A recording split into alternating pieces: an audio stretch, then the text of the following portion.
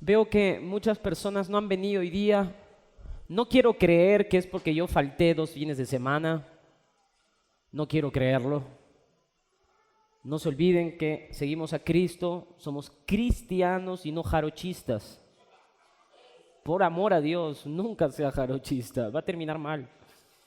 ¿Ok? Bueno, estoy feliz porque muchas personas fueron al Festival de Dios Pisuyana, conocieron a mi héroe, a Fabián Liendro, y me emociona mucho. Pero ¿sabes qué estaba pensando? Disculpen, voy a hacer una expresión un poco así de justicia propia. Pero si tienen plata para ir hasta allá y pagar su entrada para Dios Pisuyana, cuidadito que me digan no tengo plata para Ruge, ¿ah? ¿Dónde están ahí, Mauri? Cuidadito, ¿ah? Ellos son los que no querían comprar entradas allá, así lo he visto a Mauricio. Cada vez que pedían ofrenda, iba. Está bien, está bien. Bueno, amados hermanos, decirles que los he extrañado un montón. Como ustedes saben, estuvimos con mi esposa en Chile y el siguiente fin de semana, hasta ahora no entiendo por qué Samuel quería que lo case un domingo, después de que le dije 50 veces que no podía un domingo. Pero bueno, Samuel y Carito ya están casados al fin. ¿Dónde están? Allá están. Felicidades. Ya están esperando su primer hijo, ¿no? No, es una broma. Yo a veces me pongo a pensar, digo, los cristianos son bien raros, de verdad, porque invierten pasajes aéreos y todo para que yo vaya. Y cuando llego al matrimonio me dice, pastor, la predica solo 15 minutos, ¿ya? O sea, me ha pagado todo por 15 minutos. O sea, dejé de venir acá a la iglesia, de predicar en la iglesia, para que predique 15 minutos. Bueno, acá lo recupero, la palabra de hoy día creo que va a ser un par de horas. ¿Qué pasa? Bueno, si se aburren, mejor seguimos alabando. Bueno, hermanos, antes de poder empezar, quería recordarles, hoy día tenemos domingo en casa, vamos a comer aquí, hay un chancho de la caja china brutal, y todo lo que es recaudado por ese chancho de la caja china nos está ayudando para poder pagar nuestro alquiler, así que por favor, sé parte de eso. Si es que, pastor, yo ya tengo un compromiso con mi familia, mejor, te llevas 10 platos para comer con tu familia y nosotros felices, ¿ya? Pero por favor, sé parte. Hoy día es un día especial para mí porque cumplo 12 años desde mi ordenación pastoral. Hoy día es 5, ¿no? 5 de mayo, hace 12 años, un 5 de mayo, me ordenaron como pastor. Y después de la noche de ayer y los últimos días de mi vida, llego a la misma conclusión de hace 12 años atrás. No estoy listo para ser pastor y soy la persona menos indicada para estar aquí adelante de ustedes. Y tal vez por eso estoy.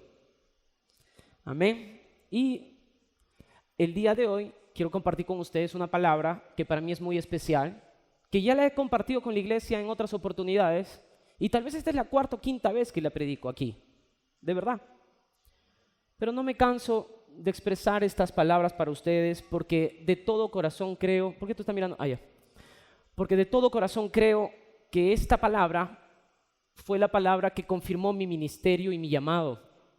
Entonces creo que un día como hoy es el día perfecto y creo que esto es lo que Dios quiere hablarte. Esta semana entramos a un desafío como iglesia. Esta semana empezamos las casas de paz. Estoy orando para que podamos abrir 50 casas de paz.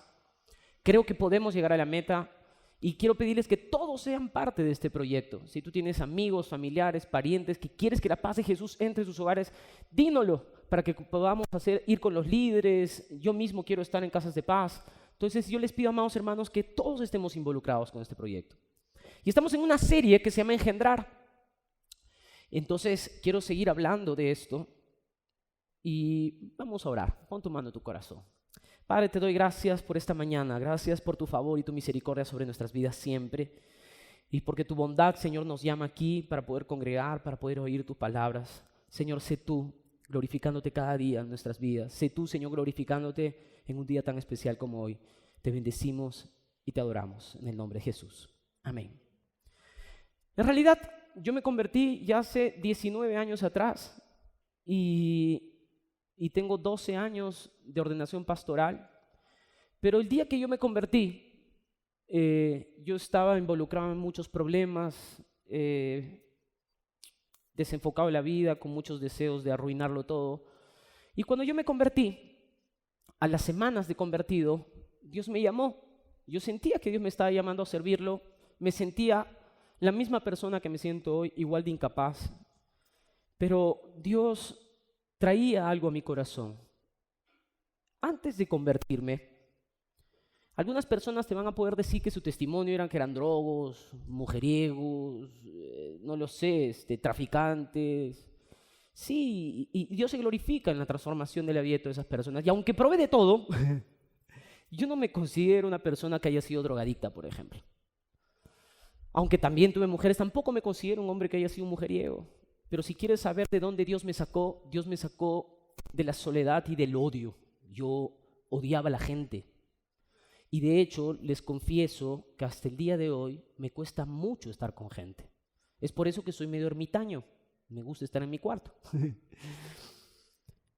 Entonces, mi deseo y lo que a mí me gustaba era destruir a las personas. Me gustaba ver cuando la gente sufría. O sea, yo tenía un placer, era algo así rico cuando yo veía a alguien que estaba sufriendo. Me encantaba, me excitaba, me emocionaba eso. Y Dios habla a mi corazón cuando yo me convierto y me llama a invertir, a creer en la gente. Te confieso que los primeros años de mi vida en el cristianismo fueron completamente hipócritas. Yo invertí en la gente, yo creí en la gente, pero para mí, para que ellos hagan lo que yo quería que ellos hagan. A través del tiempo Dios me enseñó a amar y poder crecer en su llamado en mi vida. Pero me he dado cuenta que a lo largo de los años he visto que hay muchos creyentes en la iglesia que solo son creyentes como que de nombre. Es como que yo creo en Dios y punto. Pero les cuesta mucho asumir de que Dios los puede estar llamando y que Dios quiere hacer algo en su vida. Para que me puedas entender mejor, la iglesia a lo largo de la historia ha pasado por muchos modismos. Muchas cosas han ido cambiando a lo largo de la historia en la iglesia. Yo recuerdo, por ejemplo, en los años 80, por ejemplo, hubo un renovar del mover del Espíritu Santo en las iglesias. Sanidades, manifestaciones eran hechas en las iglesias y el bautismo del Espíritu Santo se volvió un boom. Pero hasta eso pasó. En los años 90, por ejemplo, el boom, lo que rompió los esquemas, fue la música. Entonces los pastores andaban desesperados, por ejemplo, por tener la mejor banda musical. Se iban a las discotecas y contrataban músicos, porque estaban desesperados. Hasta eso pasó. Y en los años 2000 aproximadamente hubo un mover también que visitó las iglesias de una manera muy fuerte, que era un movimiento que se llamó el movimiento apostólico y profético. Entonces, si en tu iglesia había un apóstol y había un profeta, estaban de moda, entonces tu iglesia estaba bien. Y si te preguntaban y te decían, en tu iglesia, ¿quién es el apóstol? Y tú decías, no tengo apóstol, tu iglesia era anatema, ¿no? Era maldita. Hasta eso pasó. Hoy día, por ejemplo, está viendo mucho esto de las iglesias contemporáneas, etcétera, etcétera. Pero hermanos, todos esos modismos pasan. La pregunta es, ¿qué es lo que queda? ¿Qué es lo que realmente puede permanecer para siempre? La Biblia dice en 1 de Juan, capítulo 2, versículo 17, el mundo pasa y sus deseos, pero el que hace la voluntad de Dios permanecerá para siempre. Lo que ha pasado a lo largo de la historia con la iglesia en el cristianismo, es lo que ha pasado también con la iglesia católica. No sé si ustedes han escuchado, pero según el último censo nacional del catolicismo en el Perú, es interesante cómo censan, ¿no? Van a tu casa y preguntan, ¿no? ¿Cuántas personas viven acá? 10, ¿ok? ¿Son católicos? Sí, la abuelita también, el perro, el gato, todos, ¿no? Y lo suman. Y ahí sacan el censo de que somos un país católico. Y cuando tú les preguntas, le dices, ¿tú eres católico? Siempre te dicen, no, soy católico, pero no soy practicante. ¿No? Es algo así, eso me parece un poco raro, ¿no? Es como poder decir, tú encuentras un choro y le dices, ¿eres choro? Soy choro, pero no practico, o sea. ¿Qué es lo que está pasando en nuestro país, por ejemplo, con el fútbol, ¿no? Hay muchas personas que le dicen, ¿de qué equipo eres? De la U. No saben nada. Le preguntas, por ejemplo, hay muchos niños que crecen así, les preguntan, ¿por qué eres? ¿De qué equipo eres? Y es porque su papá le dijo que era. Y lo mismo pasa con el catolicismo. Yo soy católico porque mi mamá me dijo que soy católico. Yo soy cristiano porque me dijeron que era cristiano. Pero la verdad es, ¿qué es lo que queda? ¿Qué es lo que permanece a lo largo de los años? Porque hasta los modismos pasan, cambian. ¿Qué es aquello que realmente permanecerá para siempre? La Biblia dice que el mundo pasa. Todas estas cosas, todos los modismos, todas las vestimentas, toda la forma de ser. Me acuerdo que hace años atrás era imposible que un pastor pueda predicar sin saco y corbata. Era del diablo. Modismos que se van instaurando en la iglesia. Lamentablemente muchas veces la iglesia lo empieza a asumir como un llamado de Dios, y hay algunas personas que creen, por ejemplo, que su llamado es tocar la guitarra o tocar la batería. Que no está bien no hacerlo, es importante hacerlo, necesitamos esto.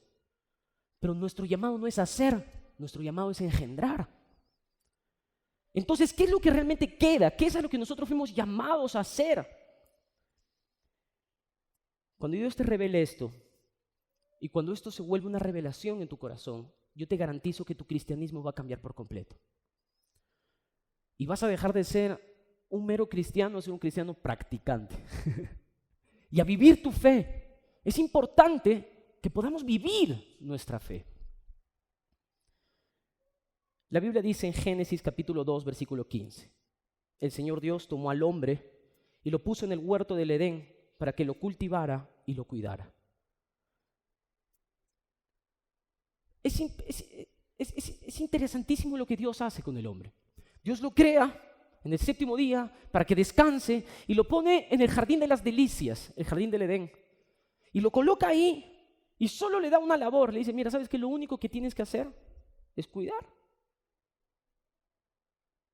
y guardar el jardín. Cultivar y guardar el jardín. Nada más. ¿Qué más tenía que hacer Adán? Nada más. No tenía que pagar alquileres, no tenía que preocuparse en el crédito, no tenía que hacer nada, no tenía que comprar pañales. O sea, su vida era simple. Dios solo le dijo una cosa, ¿sabes qué? Cuida el jardín, cultívalo, nada más. Esto en base a su llamado, porque Dios solo le dijo así: fructificad y multiplicaos. Fructifícate, multiplica, llena la tierra y señorea sobre ella, sobre las aves de los cielos, sobre los peces del mar, sobre toda bestia que se arrastre en la tierra. Tú vas a ser el Señor. Pero para que eso pase y lo hagas bien, cuida el jardín. Mira a la persona que está al lado tuyo y dile así: cuida el jardín. Así como Dios le dio un jardín a Adán, Dios nos ha dado un jardín a cada uno de nosotros. A cada uno de nosotros Dios nos dio un jardín. Claro, Adán la fregó, fue expulsado del jardín, y a algunas personas siempre les gusta bromear de que esto fue culpa de Eva, ¿no? A ver, vamos a hacer una pregunta. ¿Fue culpa de la mujer o no fue culpa de la mujer? ¿Sí o no? Ahí siempre los machistas, qué vergüenza. Sí, claro, fue culpa de la mujer. No, mentira. Yo soy de las personas que creo que el 95% de los problemas matrimoniales o conyugales son culpa del hombre.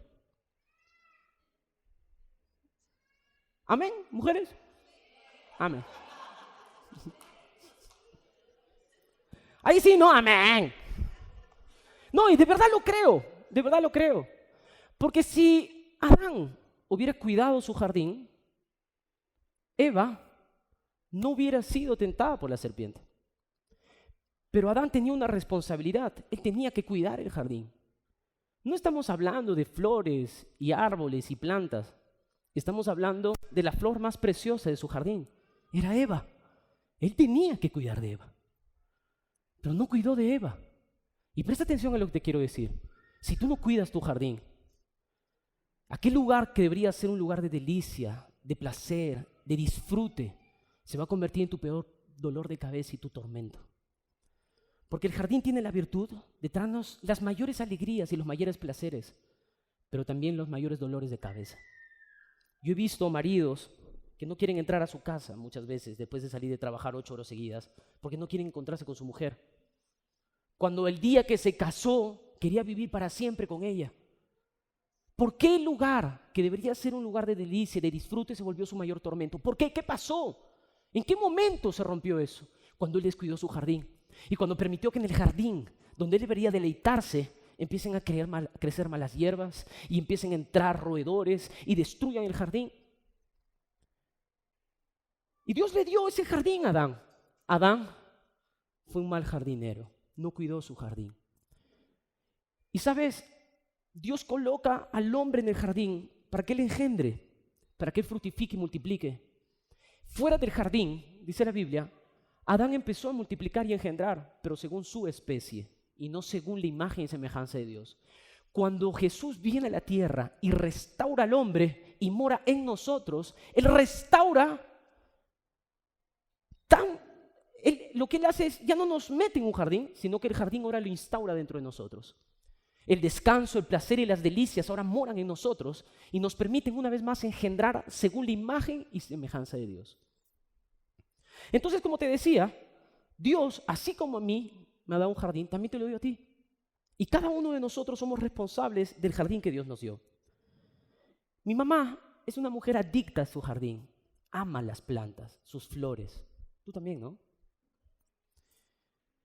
Sí, hace unos días trajo una maceta, uno de los niños le rompió y lo encontré llorando en una esquina. Y mi mamá tiene tantas plantas, y me llama, mira, José Miguel. Y lleva así. Mira, y a él le salió una flor. Yo, qué lindo. Y este es un tulipán, ¿no? No, este está, porque es lo único que me acuerdo, ¿no? Pero a las mujeres les encantan los jardines. ¿Cuántas aquí les gustan los jardines? ¿Les gusta el jardín? Pero se han dado cuenta que los jardines dan mucho trabajo. Dan mucho trabajo. ¿Para qué? ¿Para qué tener un jardín si te da tanto trabajo? Porque me gusta. Dice mi mamá, me dice, porque me gusta. Se corta a veces las manos. Mi mamá, no sé si ya la han visto, ya tiene el pelo blanco. Y siempre duerme con un pijama blanco, con una bata. Y allá en Rumichaca, a veces me ha pasado que me levanto a las 4, ¿no? 5 de la mañana para ir al baño, salgo y porque parece un fantasma ahí, mi mamá. Y a las 5 de la mañana está regando sus flores. 5 de la mañana regando sus flores. Yo le digo, ¿y tú estás loca? Es que este es el mejor horario. Mejor horario.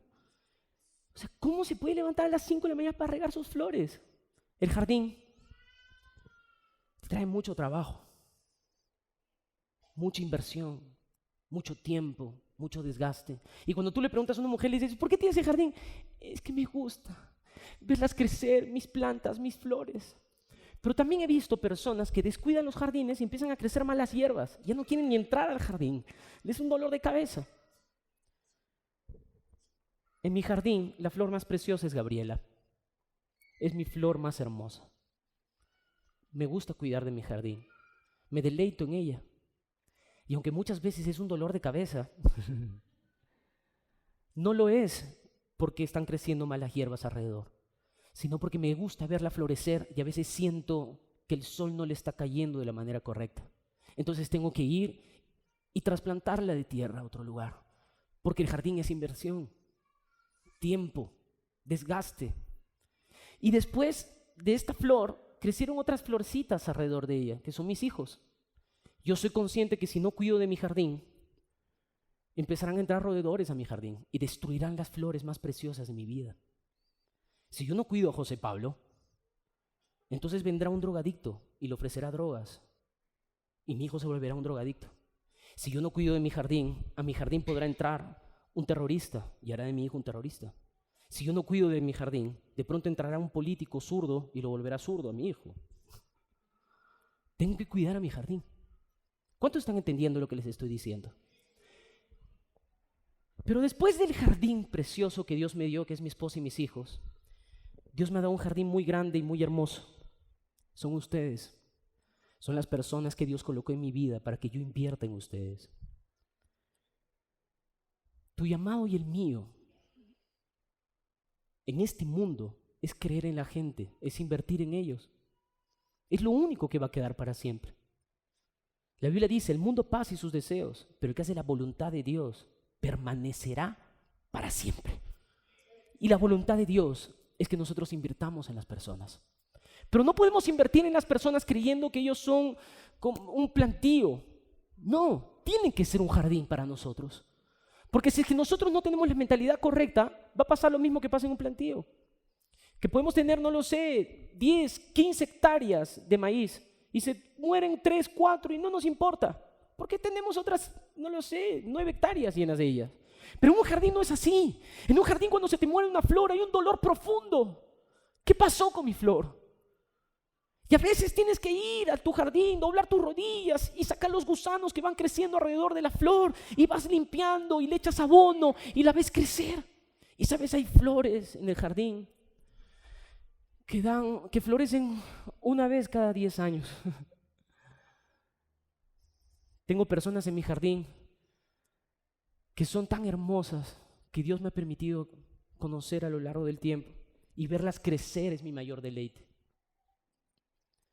Si tú ves tu pasado, no son muchas las personas que creyeron en ti. No son muchos los que realmente invirtieron en tu vida y fueron jardineros en ti. Fueron personas que quisieron estar y ser parte de tu historia. No son muchos, son pocas esas personas. Yo personalmente, si las cuento, son unas 4 o 5 personas que realmente creyeron en mí, en mi ministerio. Hace unos días atrás estaba analizando mucho mi historia en la iglesia porque me puse a pensar que yo nunca en mi vida he celebrado este día. Nunca, jamás he celebrado mi aniversario pastoral. Y hace unos días me ponía a pensar y decía, ¿quiénes son aquellos que creyeron en mí? Y me he dado cuenta que son muy pocos, ni siquiera llegan a 5. Pero son personas que marcaron mi vida, porque me amaron cuando no era nadie. Y me amaron sin esperar nada a cambio, porque eso también tiene el jardín. El jardín no da lucro, no da ganancias. ¿Por qué tenemos un jardín? Solo porque nos deleitamos en él. Porque es nuestro placer verlas, a esas flores preciosas crecer. Nada más, solo eso.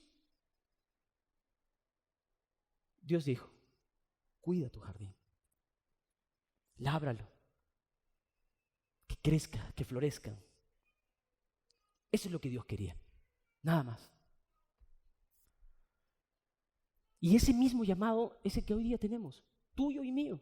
A veces yo le pregunto a algunos líderes cuando llegan acá, le digo, ¿qué tal? ¿Cómo estás? Bien, ¿qué esto? ¿Qué lo otro? Sí. Oye, ¿y los miembros de tu celular? No sé. Y las personas que están yendo, no. No quiere venir. Pero búscalo, insístele. No, en la gracia no se hace eso. No. Dios te dio flores en tu jardín. Personas a amar y cuidar. Pero ¿sabes qué? Estas personas que marcaron mi vida porque creyeron en mí sin esperar nada a cambio. Nunca me pidieron nada por lo que me dieron.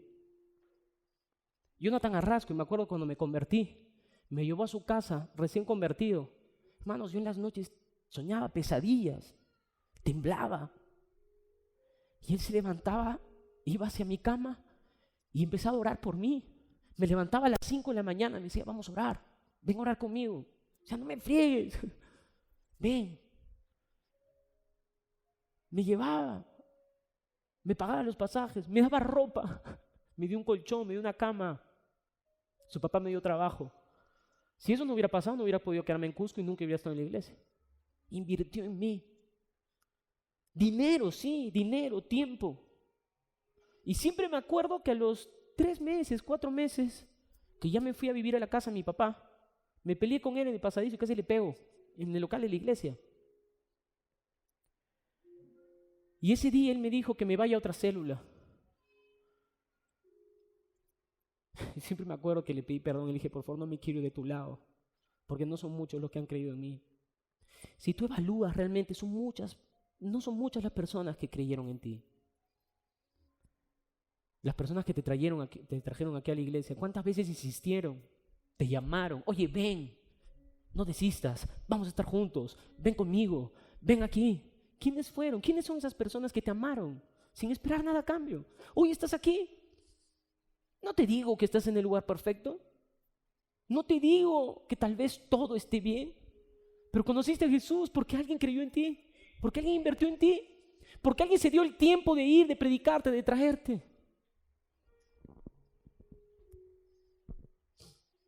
Nacho, me acuerdo que cuando yo estaba en la iglesia al principio, de cada 10 palabras que yo hablaba, 9 eran groserías.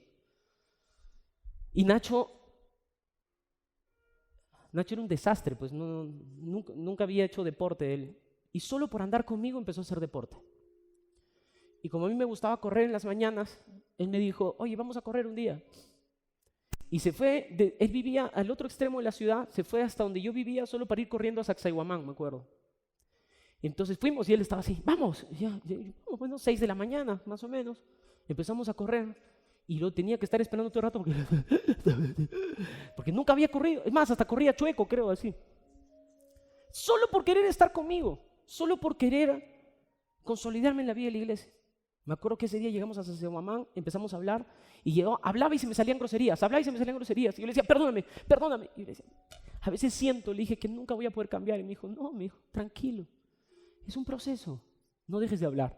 Me gusta escucharte, me dijo. Gracias. Creyó en mí, invirtió en mi vida, en mi ministerio. Ellos entraron en un principio divino de invertir en fe. Las casas de paz son eso, es invertir en fe. Aquellas personas en las cuales vamos a ir a sus casas y predicarles el evangelio, te van a decir un día en el cielo, gracias, porque por 40 minutos que me diste de tu tiempo, ahora estoy en la eternidad aquí en el cielo. Quiero invitarte en esta mañana que entres en este principio divino, que puedes determinar la existencia del futuro de una persona solo por creer en ella. Invertir en nuestro jardín es amar, pero el amor envuelve pérdida, dolor y sufrimiento. Vas a invertir en personas y te van a usar. Vas a invertir en personas y te van a traicionar. Me ha pasado que he amado personas intensamente. Me han exprimido, me han utilizado. He estado ahí en las noches más oscuras, en los momentos más fríos de su vida. A veces he tenido parejas que he tenido que atenderlas a las 3 de la mañana en su casa. Solo porque me decían auxilio, nos estamos matando. Y yo iba a 3 de la mañana. Y ahora hablan mal de mí. Me dejaron. ¿Qué hice? Y a veces me pasa por la cabeza y dice, ¿valdrá la pena? Tranquilo. Jesús invirtió en un Judas y lo traicionó. ¿Por qué nosotros no? Nos va a doler. Amar duele.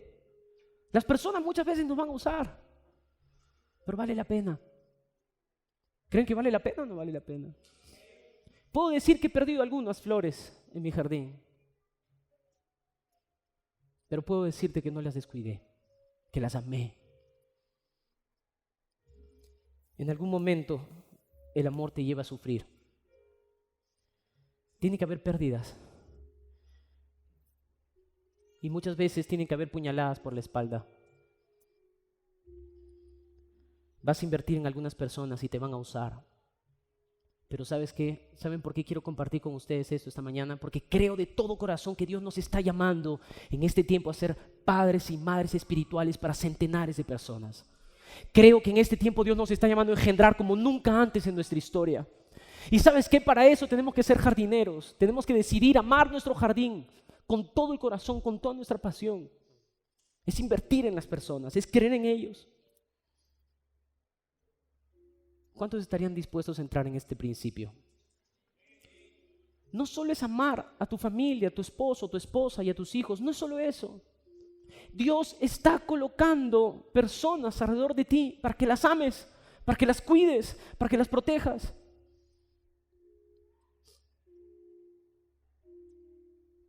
Siempre que predico esta palabra, cuento la historia de Rod y de Jocelyn. Pero hoy día no la quiero contar más. Voy a contar nuevas historias. ¿Quieren escuchar nuevas historias? ¿Sí o no? Hace muchos años atrás conocí a Sueli en Cusco.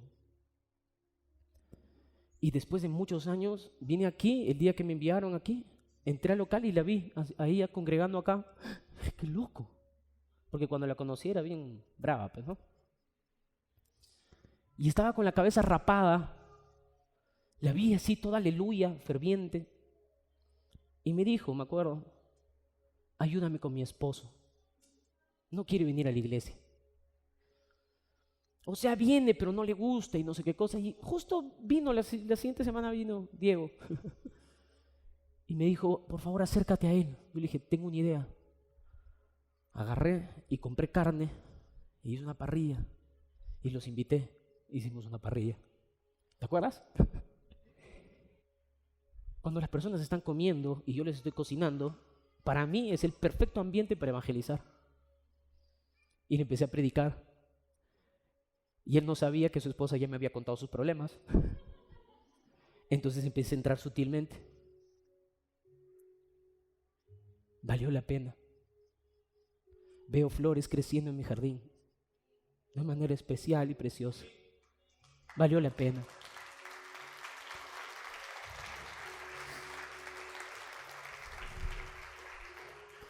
Han habido momentos donde he tenido que correr por esas flores y tirarme rápido al suelo porque gusanos se les estaban trepando, porque querían desistir.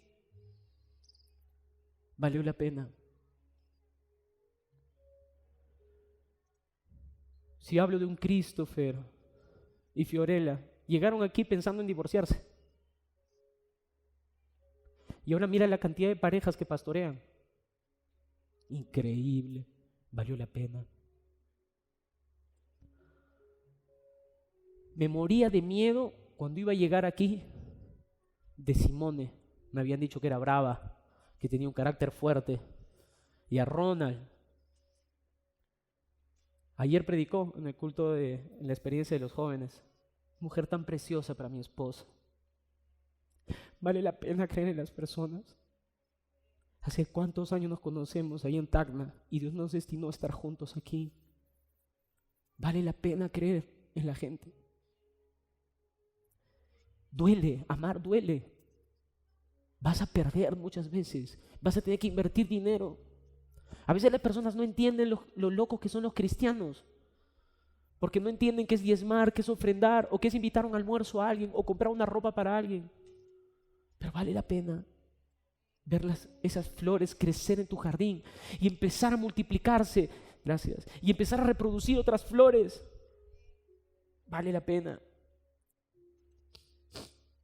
Perdón.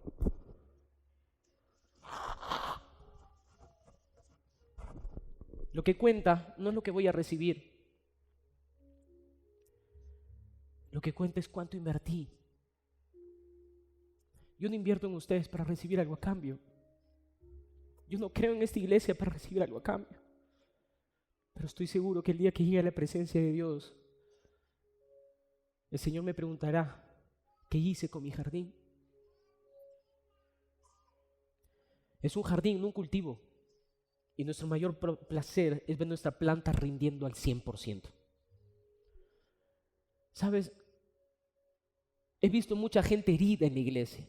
Gente que quiere desistir, que no tiene fuerzas. ¿Sabes por qué? Porque están esperando algo a cambio. Porque están invirtiendo en el jardín creyendo que el jardín da lucro. El jardín no da lucro, el jardín no da ganancia. El jardín solo es un lugar de deleite y de placer. Tal vez nunca has tenido una flor y Dios te está llamando a tenerlas.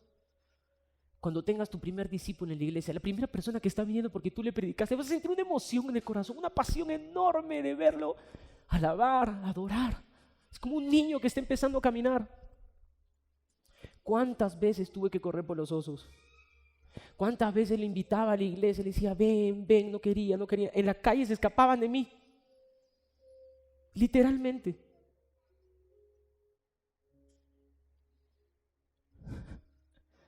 Hasta les hice un negocio para engancharlos. Les presté un dinero y no me pagaron casi 2 años, no podían. Y por eso no me querían ver. Se cruzaban la calle. Y cuando a veces quería cobrarles porque necesitaba la plata, me decía, si tengo que perder ese dinero con tal de que ellos vayan a la iglesia, lo voy a perder. No importa. Recuerdo que en medio de ese tema y un día les dije, oye, vámonos de vacaciones juntos. Y los invité a mi casa. No les dejaba pagar nada. Había plata en ese tiempo. ¿Y cuántas veces el oso no quería desistir? O cuando llegaron aquí a Arequipa y se quería volver, ¿no? Pero ahora veo a sus hijos aquí corriendo, creciendo en un ambiente saludable, felices. Al principio, cuando lo buscaba al oso, siempre olía a marihuana. ¿Sí o no? Nunca le dije deja de fumar, pero ya lo dejó solo hace mucho tiempo. Ahora es un líder en la iglesia. Es una flor preciosa en mi jardín. Una rosa negra, ¿no?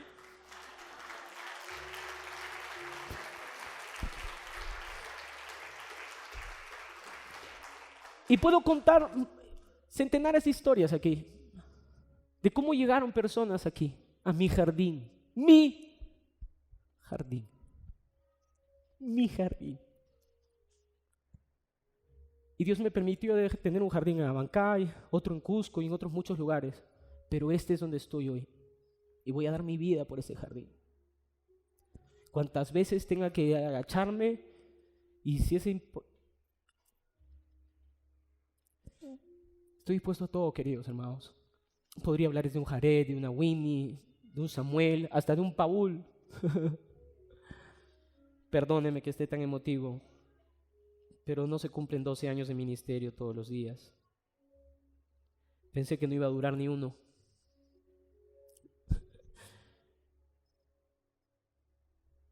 Con esto termino. Quiero leer con ustedes mi libro favorito en la Biblia. Está en Filemón. No sé si escucharon que existe ese libro. ¿Sí? Filemón es la última carta que escribe Pablo. Y él le escribe intercediendo por un esclavo que se llama Onésimo. ¿Qué había pasado? Que Filemón era un hombre rico, con mucho dinero, que era un discípulo de Pablo. Y él tenía una iglesia en su casa, una célula. Entonces él había estado con él en su casa y había visto a Onésimo entre los esclavos que Filemón tenía. ¿Y qué había pasado? Que Onésimo, su esclavo, había cometido homicidio, probablemente había matado a alguien porque era un asesino, era un criminal, y se había fugado y terminó preso. Y por sorpresa, Pablo termina preso en la misma cárcel donde está Onésimo. Y Pablo, dice la Biblia, lo engendra, repite conmigo, lo engendra en sus prisiones. Perdón.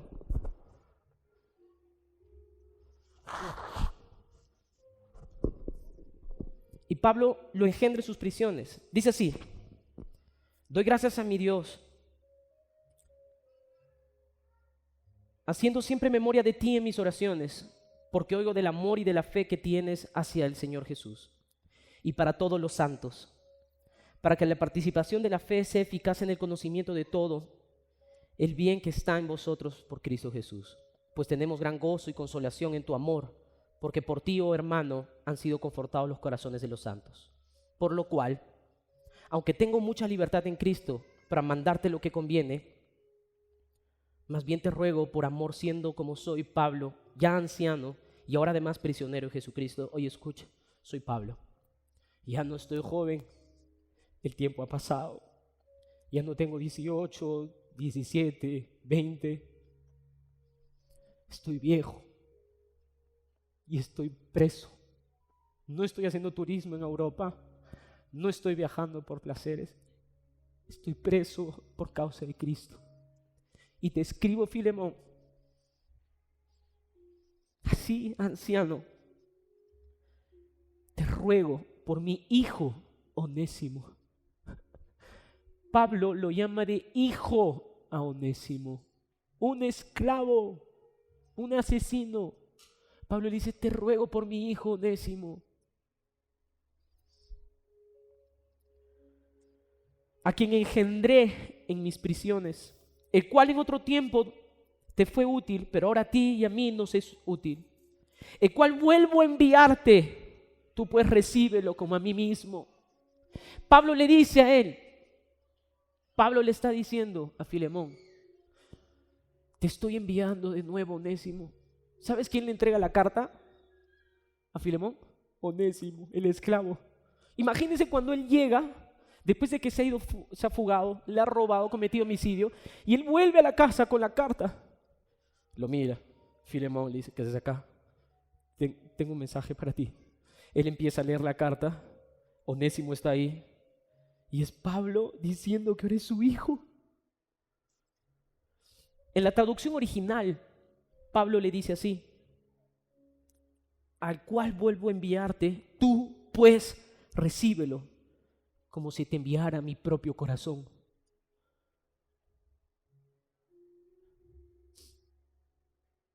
Mira cómo Pablo amaba a un esclavo, al punto de llamarlo mi corazón, te entregó mi corazón.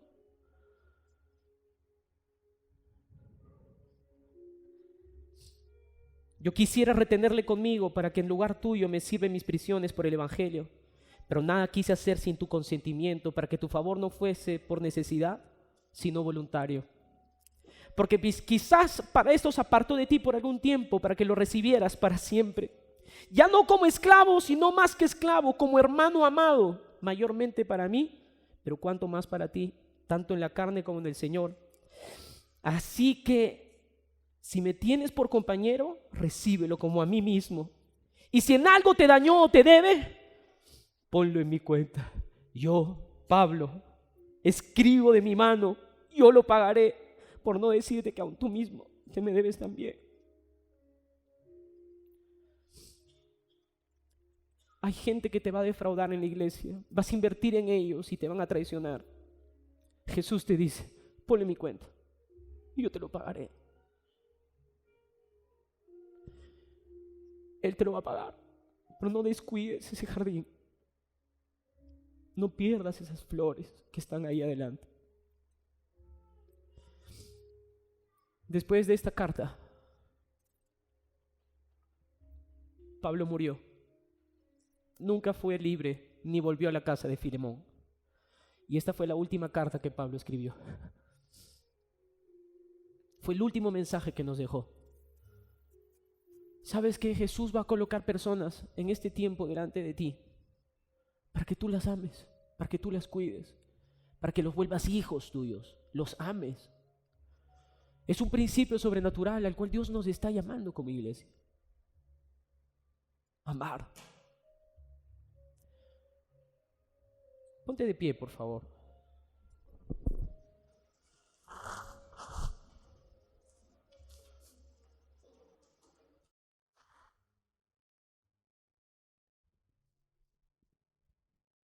Quiero pedirte que hagamos algo especial en esta mañana.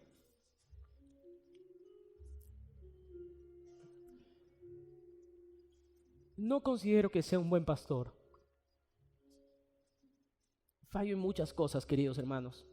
De hecho, creo que soy un desastre en muchas cosas. Pero amo mucho mi jardín.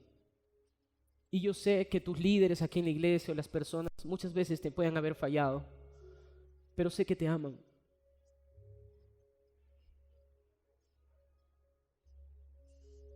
Quiero que hagamos algo especial en esta mañana.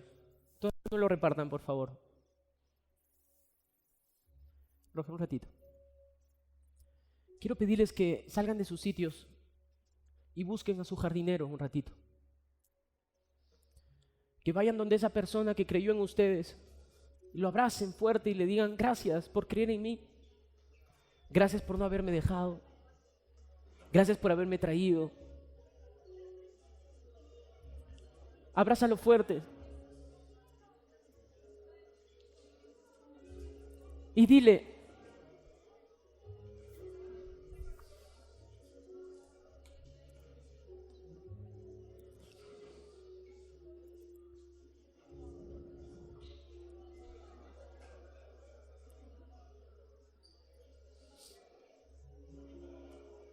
quiero traer, escucha lo que te quiero decir. Un momento donde Pedro se resintió con Jesús. No sé si ya vieron The Choice en la última etapa, pero les voy a espolear una parte. Escucha aquí. Pero hay una parte donde Pedro está resentido con Jesús porque Jesús no hizo un milagro que él quería. Y él estaba molesto. Y después van pasando las escenas y están en la barca y Jesús viene y Pedro se hunde en el agua. ¿Recuerdan todo eso? Sí. Y después está Pedro con Jesús en la barca, Pedro mojado, y Jesús lo abraza. Y Pedro le dice una cosa: por favor, no me sueltes.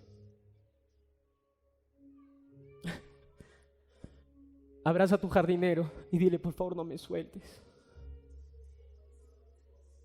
porque te necesito. Probablemente este es el mensaje más especial que Cristo nos deja: el creer en la gente sin esperar nada a cambio, en amarlos sin reservas, sin condiciones. Jardineros, oren por su jardín por un momento, oren por ellos.